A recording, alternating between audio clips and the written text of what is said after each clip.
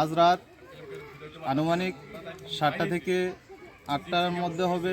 কে বা কাহারা আমার বিদ্যালয়ের বেড়া, দরজা, জানালা এগুলো ভেঙে আমার গুরুত্বপূর্ণ যেই 2024 শিক্ষাবর্ষের হাজিরা খাতা, ভর্তি রেজিস্টার এগুলো সরিয়ে ফেলে।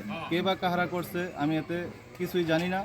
তো আজকে সকালবেলা এসে দেখি যে এই ঘটনা ঘটছে।